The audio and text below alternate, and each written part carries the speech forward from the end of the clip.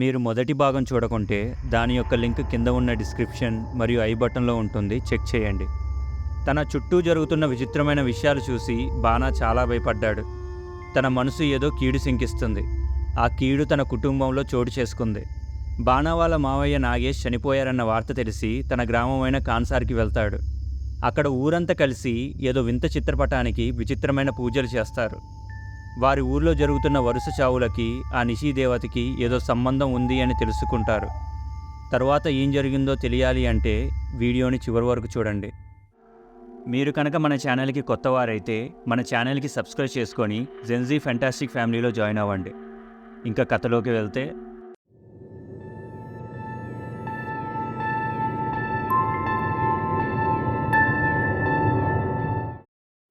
ఇంతలో పూజ అయిపోతుంది.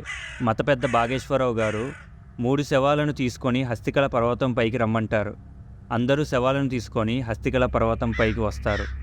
అక్కడ ఆ 3 శవాలను ఒక రంధ్రంలో పడేసి నిషిని మనసులో తలుచుకొని అక్కడి నుంచి వెళ్ళిపోతారు. అన్నట్టు వీరి మతంలో హస్తికల పర్వతానికి ఒక ప్రాధాన్యత ఉంది. అదేంటంటే, ఆడవారు చనిపోతే మామూలుగా చితిమంటల్లో కాలుస్తారు. కానీ మగవారు చనిపోతే వారి యొక్క శవాన్ని హస్తికల కొండపైన ఉండే రంధ్రంలో పడేయాలి. ఇలా చేస్తే వారు దైవంతో ఏకమవుతారని నమ్ముతారు. కానీ ఎవరికీ తెలియదు ఆ రంధ్రానికి అటువైపు ఏముంది అని. మత పెద్ద బాగేశ్వర్ ప్రతి కుటుంబంలోని పెళ్లి కాని మగవారిని కుటుంబం ప్రకారంగా విడివిడిగా నుంచోమన్నాడు. దాంతో బాగా ఇంకా వారి అన్నదమ్ములు, బావ బామర్దులు మొత్తం కలిపి ఒక 7 విడిగా నుంచున్నారు. అందరినీ వారి జుట్టు నుంచి 5 ఎంటుకలను 5 గోర్లను పొట్లం కట్టి ఇమ్మంటారు. అందరూ అలానే చేస్తారు. వాటిని తీసుకొని బాగేశ్వర్ ఎవరినీ అడవిలోకి రానివ్వద్దు, ఊరు దాటనివ్వద్దు అని చెప్పి అడవిలోకి మాయమవుతాడు. బానాకి ఊరు రావడం అంటే అస్సలు ఇష్టం ఉండదు.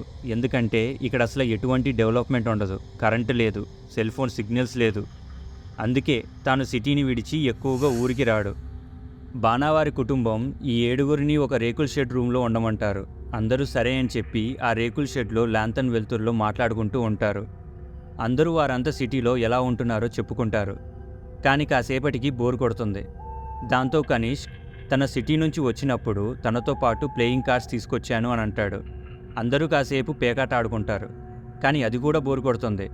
దాంతో బానా వాళ్ళ బామ్మర్ది దేవాన్స్ పేకాటలతో ఒక దెయ్యం ఆట ఉంది, ఆడుదామా అని అంటాడు. ఏంటా ఆట అని బానా అడుగుతాడు.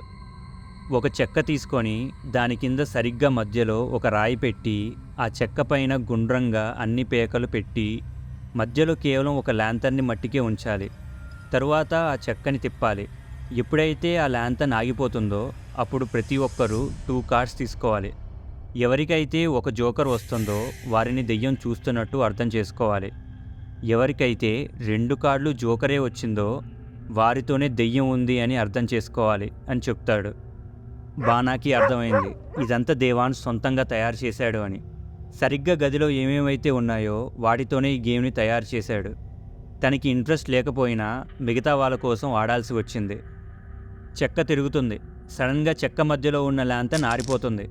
వెంటనే అందరూ 2 కార్డ్స్ని తీసుకుంటారు. మళ్ళీ ల్యాంతర్న్ ఆన్ చేస్తారు. అందరూ వారి వారి కార్డ్స్ని చూపిస్తారు. ఎవరికీ జోకర్ కార్డ్ రాదు. చివరిగా బానా వంతు వచ్చింది. మొదటి కార్డ్ జోకర్ కార్డ్. వెంటనే దేవాన్స్, బావా నిన్ను దెయ్యం చూస్తుంది అని అంటాడు. బానా సంకోచిస్తూ 2వ కార్డ్ని కూడా తిప్పుతాడు.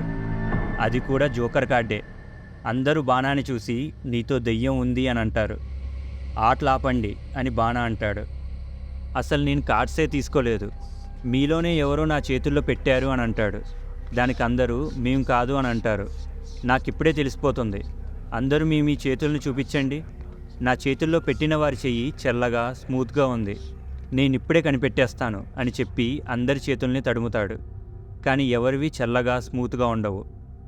కాసేపు వాళ్ళ ఆలోచనలో ఉంటాడు. సరేలే అని అందరూ పడుకుంటారు. బానా కూడా పడుకుందాం అని అనుకుంటాడు. కానీ ఎవరో తన కళ్ళని చేతులతో కప్పుతారు. బానాకి తెలుసు ఈ చేతులే తనకి కార్డ్స్ ఇచ్చింది అని. వెంటనే వెనక్కి తిరుగుతాడు. అక్కడ ఎవరూ లేరు.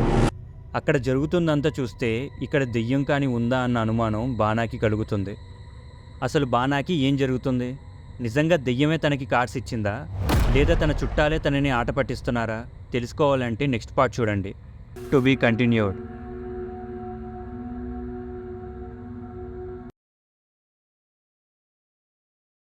ఈ వీడియో మీకు నచ్చినట్లయితే ఈ వీడియోకి లైక్ చేసి షేర్ చేసి కామెంట్ చేయండి. ఇలాంటి మరిన్ని ఇంట్రెస్టింగ్ స్టోరీస్ కోసం మన జెన్జీ ఫెంటాస్టిక్ ఛానల్ని సబ్స్క్రైబ్ చేసుకోండి. Thank you.